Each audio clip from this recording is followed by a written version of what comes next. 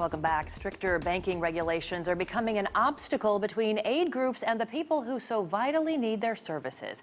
Aid groups estimate that at least 300 charities in the UK alone are struggling to transfer funds. In South Sudan, where 2 years of civil war have forced people to survive on tree leaves and berries, food drops from humanitarian aid groups make the difference between life and death. We don't want to leave this place. It is our homeland.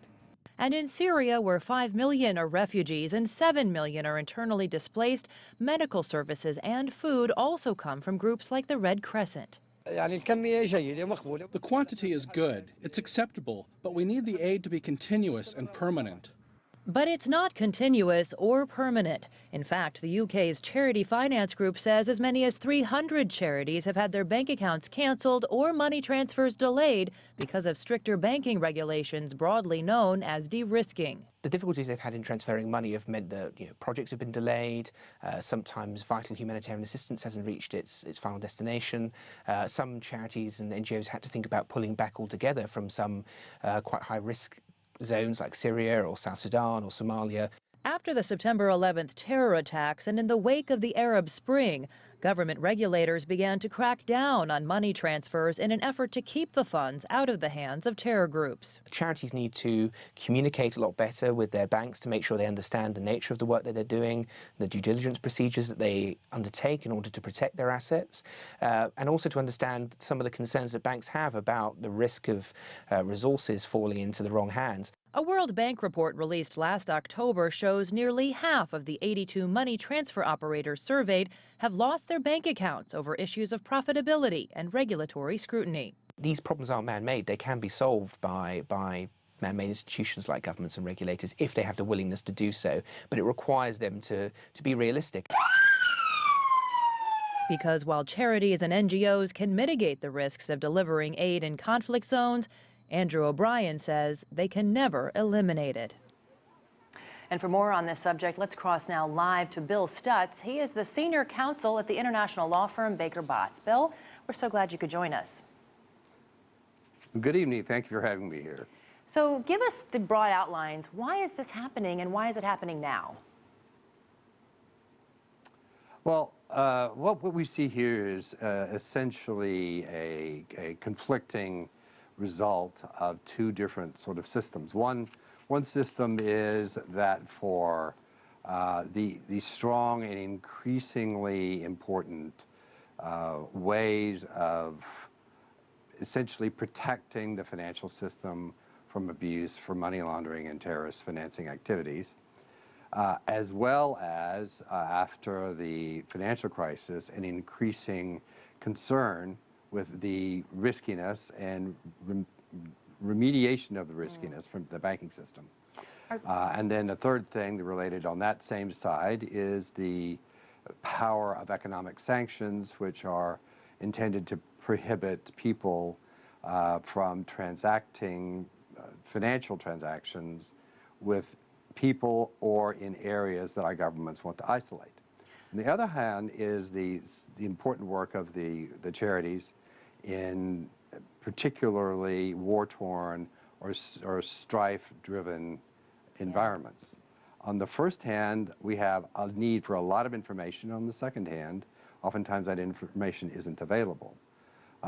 With respect to the first categories of issues. But Bill, let me interrupt you and just ask, these charities haven't been, they haven't been operating for just, a few days. They've been operating for years in many of these high-risk zones. What is it about the way that they're vetting the process and the people that they deal with that banks and the regulators suddenly don't trust? Well, I would say that what we're seeing now is the development over some longer period of time of the effect of increased regulatory scrutiny and the bank's reactions to that scrutiny. Sometimes you would see these reactions referred to as de-risking, which means they are avoiding rather than dealing with the scope of the analysis of what the risk actually is. So why is it to their benefit then just to cut these charities off as opposed to really looking at if they're properly de-risking, if they're mitigating the risk as best they can? I mean, what we have now is an outcome where people aren't getting help because it's too risky. But that's always been the case.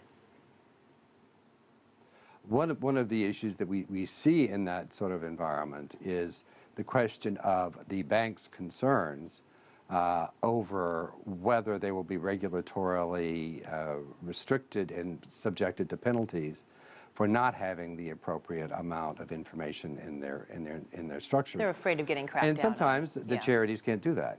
Right. Well, what are some possible solutions to this? Has there been a conversation growing about solutions? I mean, obviously, the World Bank is doing reports on this, and so it's not an unknown problem. What's the discussion? Well, what we've seen in the last about year has been a growing recognition that the three relevant communities, the charitable organizations, the banks, and the regulators, have an opportunity here to start communicating more effectively with each other. What we have seen from both the United States Treasury, from the international organizations such as FATF, the World Bank, and the IMF, a stronger recognition and statement that nothing will be perfect. From the bank's standpoint, we're starting to see an understanding that the particular granularity of the risk can begin to be understood and accommodated. And I think from the charity standpoints, I think we're seeing a greater understanding that a particular sort of information, a level of information, and a structure of information that the banks can understand can also be provided. Let me just ask you, with just about 45 seconds left, Bill, what can people that donate to these charities do to make sure that their money is getting to these people, that things are going as promised, and what kind of pressure could they bring to bear to get this situation resolved?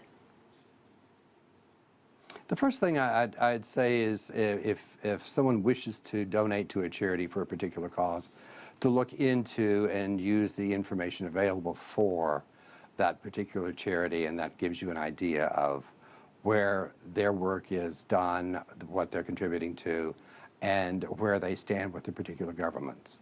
And in general, particularly, it's a matter of expressing views with respect to both the charities and the financial institutions about their understanding of the needs of both to provide the services necessary.